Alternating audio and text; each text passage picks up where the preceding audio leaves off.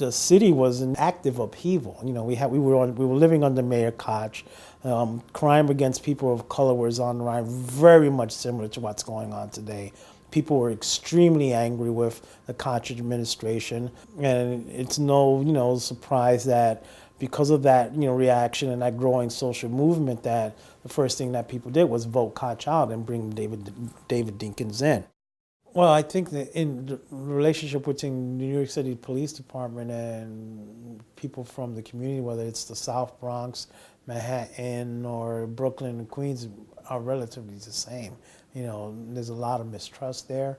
It comes from years of confrontations that seems to continue, particularly within people of color communities where they feel that the city is very much unresponsive or not on their side, that cops can get away with, the murdering of its citizens with complete impunity, and there is no redress or recourse for people to respond.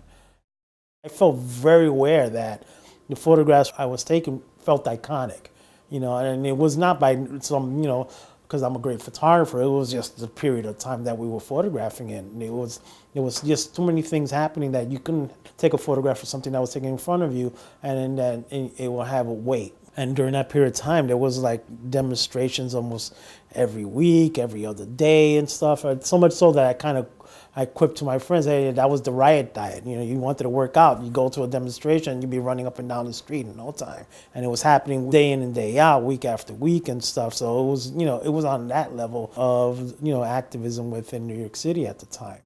There was one demonstration where, and actually in Washington Heights, which is some of the photographs are included in the show, where somebody had picked up those big orange cones, not the small ones. I'm talking about the big giant ones. They're like the size of like garbage cans. Picked it up and threw it over a police car. And on the other side was a photographer, a friend of mine who worked for one of the daily newspapers, and wound up hitting him on the head and knocking him complete out. So it was me picking him up, grabbing all his gear, jumping into the ambulance with him, making sure he was okay, and, waiting for family members to come, get him, and, turning over his equipment. Same demonstration, same period of time. One of the photographers got surrounded by a bunch of people who were angry that she was taking photographs, Linda Rosier. And I remember, jumping on, saying, don't give them shit, don't give them nothing, don't give them anything. And Linda would say, no, it's cool. Say, no, fuck them, don't give them anything. And, and I mean, we were about to get our ass kicked. But then, on top of that, there was, organizers that I knew who showed up as well, saying, leave them alone, like back off of them. And, Linda, finally capitulating and giving them, the roll of film, because she really didn't shoot anything on it. It was like on that level, we're going to fight, we're going to fight, and we're going to go all the way down together. She did give up the roll of film, but we also didn't get our ass kicked because I was pushing back on them.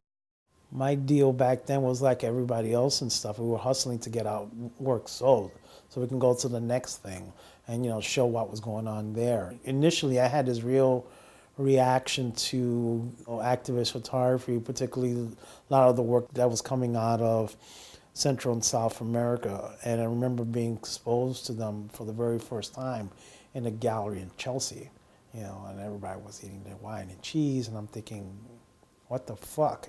Like I'm looking at a photograph of this guy who's decapitated, and stuff, his spine is sticking out. I remember just seeing that photograph, and they're having this, they're eating their wine and cheese in front of this fucking photograph, and I'm going, what the fuck's wrong with you? Why are you here? Why aren't you outraged by what you're looking at?